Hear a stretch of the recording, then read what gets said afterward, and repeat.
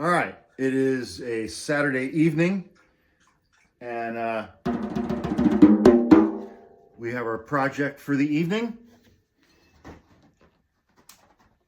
I have new drum heads. I have two snare drums.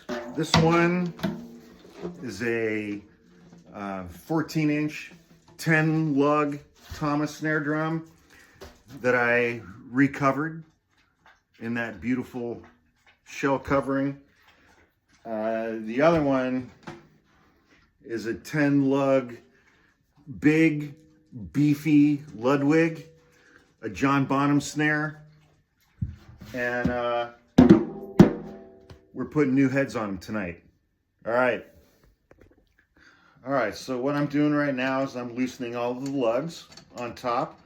We're going to do top heads first, and then after that we will do the bottom heads. So you got to loosen all the lugs until you can take the hoop off. You set that over here.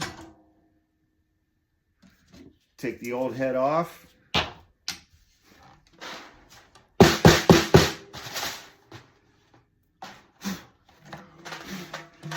You got to get all the hazunga out of the drum, because it's like when you have heads on both sides of a drum like this for a couple of years, inside of the drum you're going to get some hazunga and some rimgazorts, and so you have to get out all of the hazunga and the rimgazorts.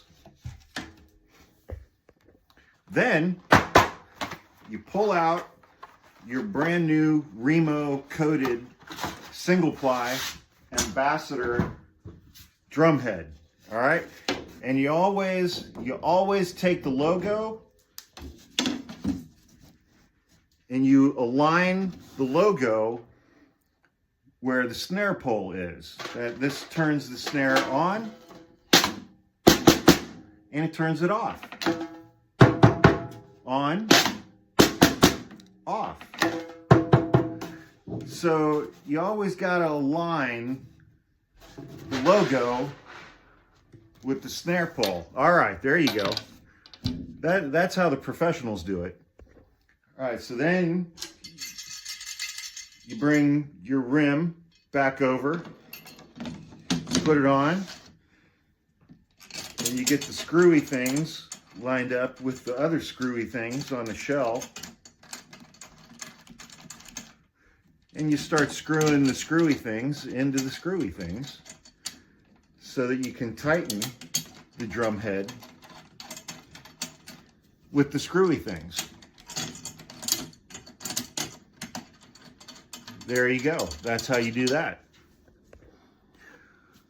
All right, so we tightened these up kinda by hand. They're still a little loose. There's still a little wiggle room. So when you have a new drum head, all around here is glue, and that's what holds the shaped drum head in place. It's glue. So when you're putting a new drum head on a drum, you need to seat the drum head. You need to kind of crack it, kind of break it in, snap a little bit of that top layer of the glue. And how do you do that? You do that like this.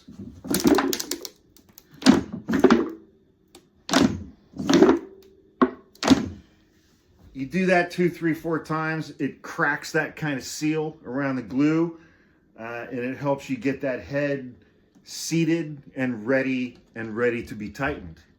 And so now we're going to tighten that head. Yeah, there you go. Nothing like some good tight head. All right, so you get all the lugs tightened, like finger tight.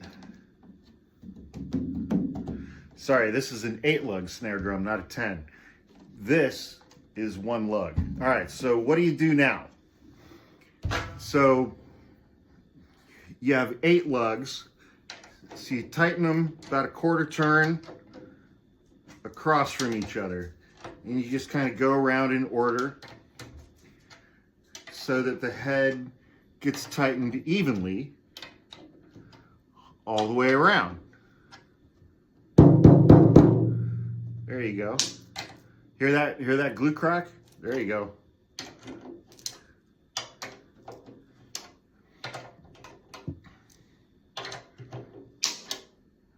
That was a good crack.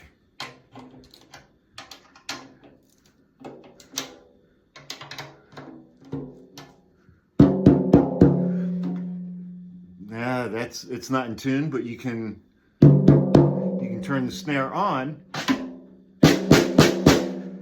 Then you're starting to dial it in a little bit. Yeah, there you go. So then you just got to decide, am I going to go Stuart Copeland and Neil Peart and crank it super tight, super high pitched, like a good crack? Or are you going to go John Bonham and have it be tuned a little lower? Or are you going to go full Def Leppard and make your snare drum sound like a fucking shoebox with a towel on top of it? There's a range of possibilities.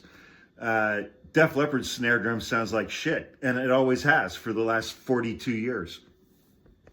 So how do you know if it's actually in tune? You tap it at each one of the lugs.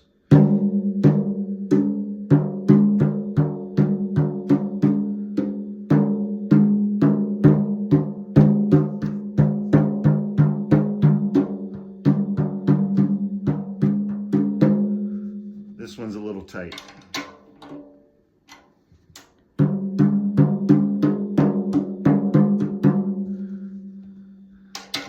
That one's a little tight. That one's a little loose.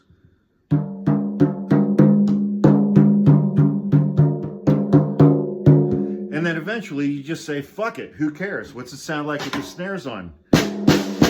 That sounds pretty good.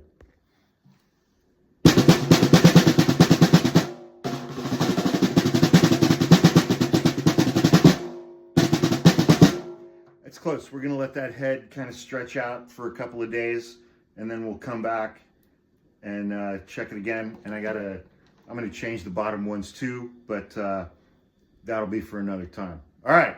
Hope that helps. Now you guys know how to tune a snare drum, kinda, more or less, but nobody gives a shit. Just crank it tight and smack it hard, and everything will be fine.